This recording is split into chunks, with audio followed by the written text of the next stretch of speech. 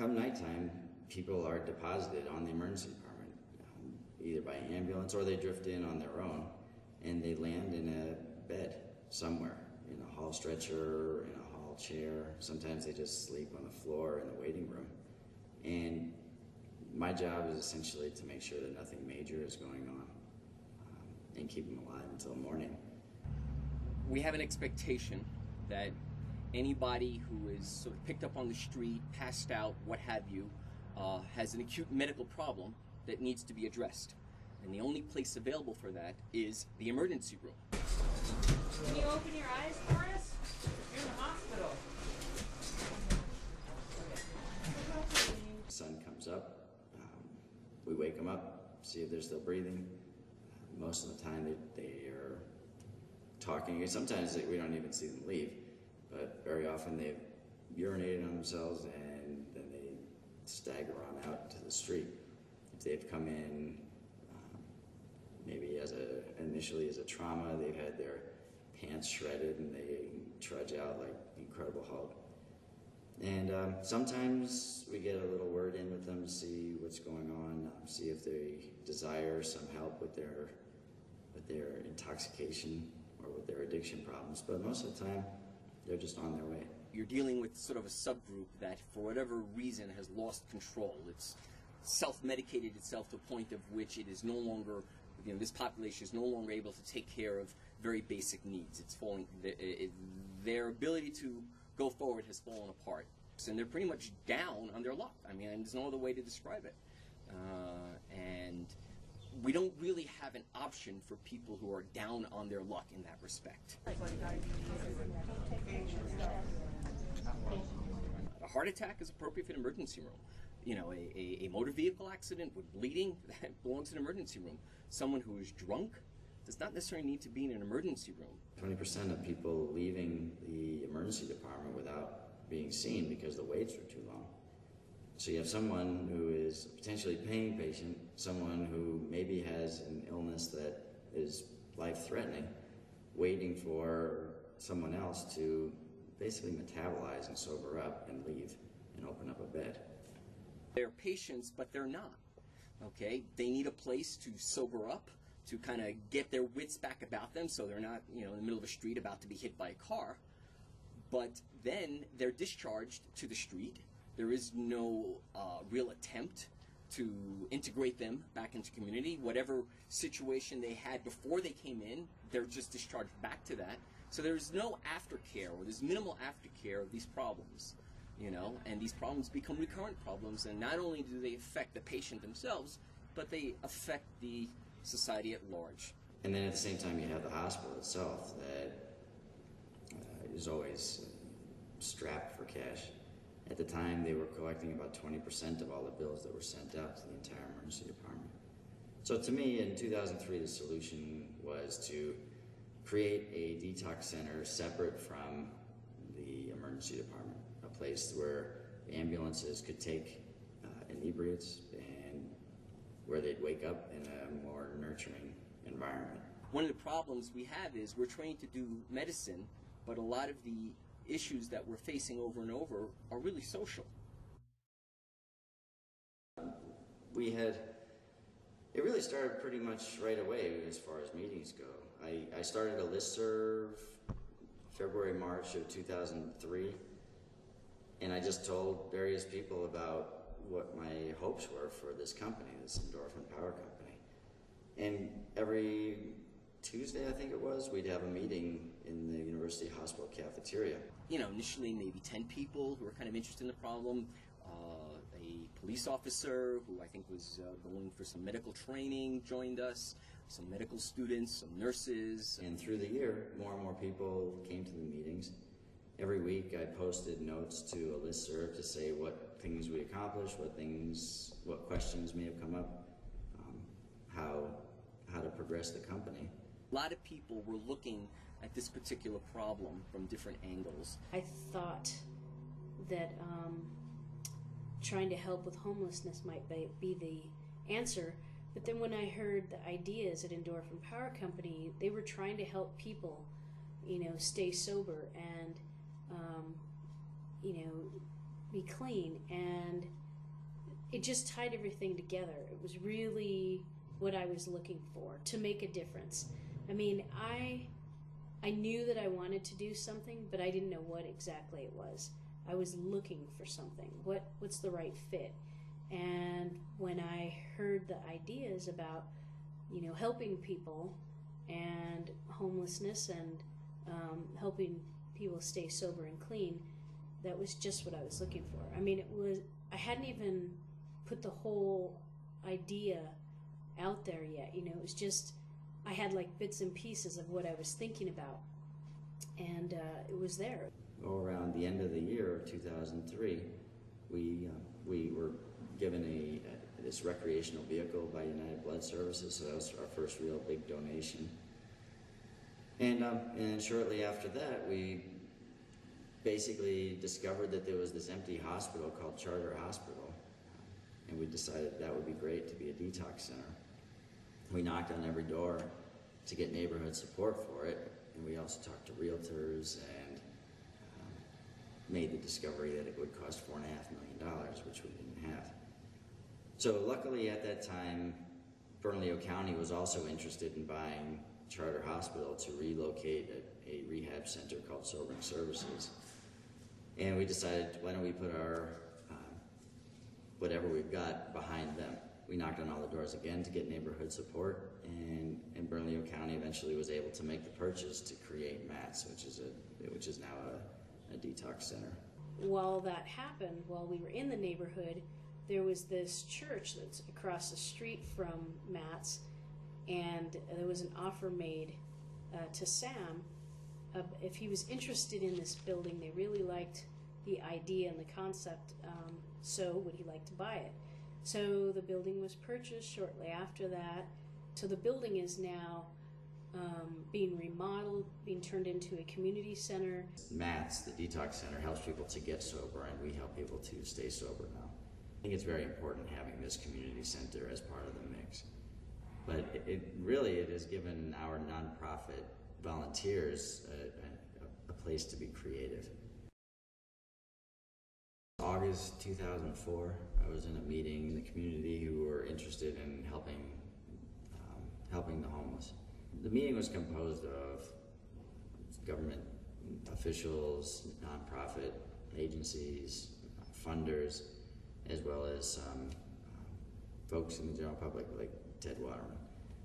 And Ted basically stood up and said, look, I have been trying to donate these housing units for years now. No one's ever accepted them, but if someone was to take these, that's a great starting point. He also got people in the group to say that they would contribute as well. So he wanted to create a 50-50 public-private effort to get this transitional housing built. And I talked to him after the meeting and brought him to this site, the EPC site, and then later introduced him to Bernalillo County. And he went ahead and donated 48 units to the county and then 20 units to EPC. About a month and a half ago, I had this realization that, holy cow, we're facing 20 gutted rooms. How are we going to get these things renovated and get them to a point where it doesn't look like a Motel 6 in the end? So basically my idea was to come up with this Endorphin challenge, which is a way to get the community involved and a way to create a building that is different. Each room was offered to the community by team, where they paid $100 per team to remodel an entire room. Pretty much a studio's apartment is how we describe it to people. So it's about a month and a half time period to complete the rooms. Each team paid a $100 entry fee. At the end of the month, once they've hit the checklist, then we give each team $1,000. And the winning team, the motivator, is the best room is voted on by the various teams. The best room gets a trip to the Caribbean. So that's the Endorphin challenge. 10 seconds. 10, 9, 8, 7, 6, 5, 4, 3, 2, 1.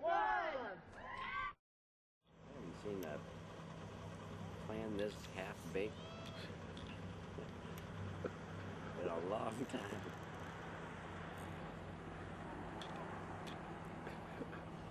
Good heavens. What makes us perhaps a little different is I don't think we have a lot of expectations of folks. You know, it's not slick. You know, our facility is not all that slick. It had its Habitat for Humanity phase, as I describe it, where it's all volunteer construction. So, you know, you can see the defects, so to say, in the sheetrocking or in the, you know, in the painting. At one point, we've painted places so many times that it's almost structural. You know, the paint itself is part of what's keeping it together. Sometimes we have people themselves who have had problems with drugs and alcohol.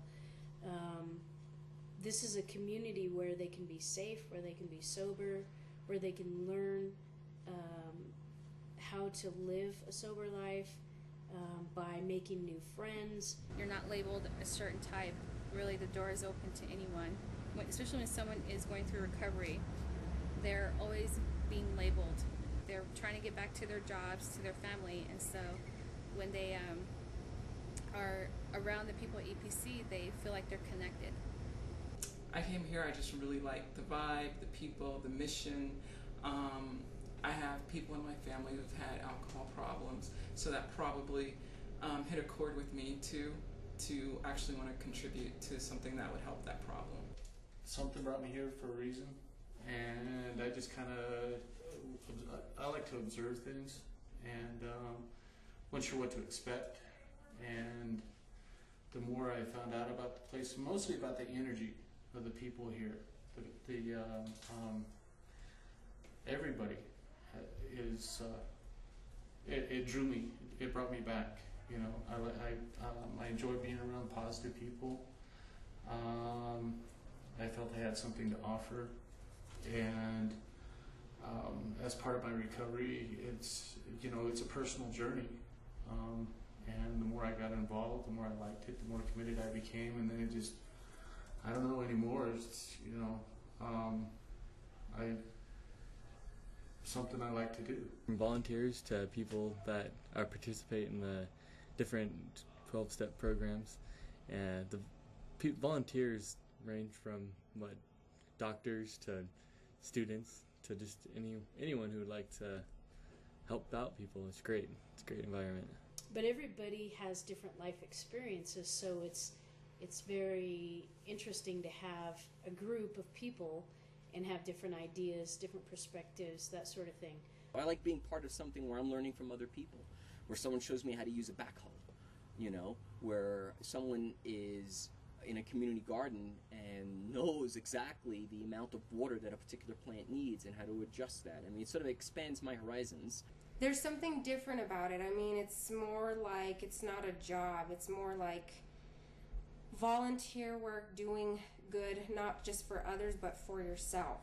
I find that EPC has actually changed my life in a lot of things, the way I think, the way I do things, the way I treat people.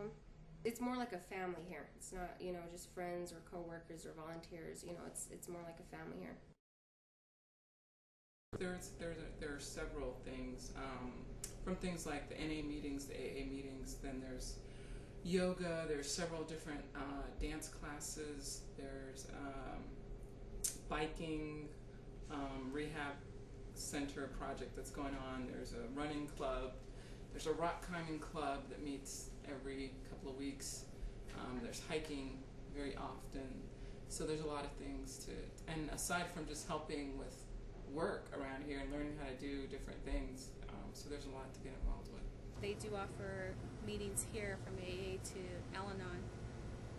People can come here and just do something for their hands and get their minds off of whatever is going through their minds. This community and building a community, you're building a support system.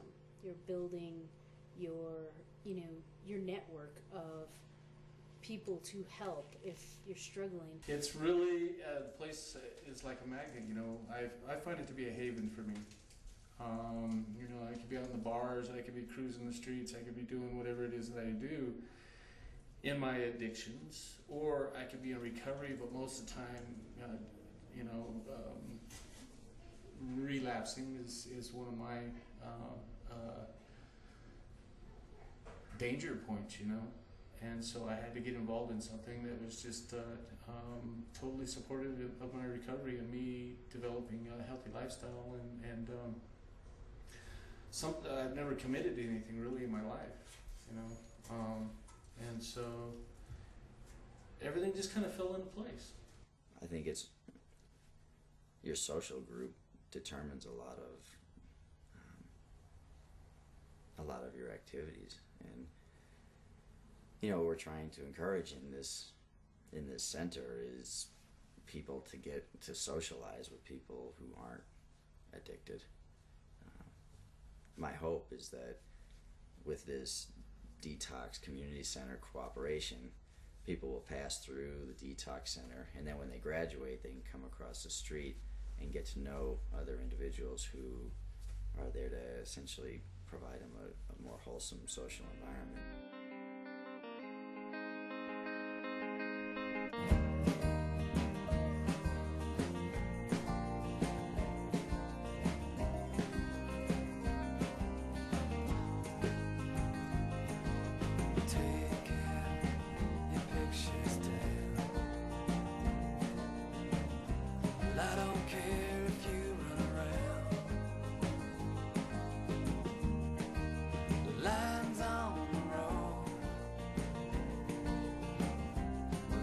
Show you where to go.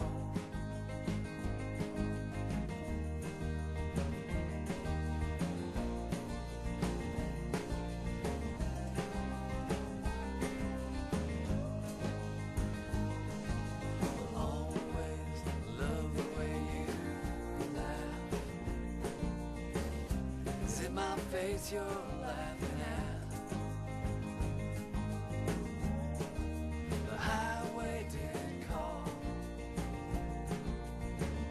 and you were gone, and that's all, that's all.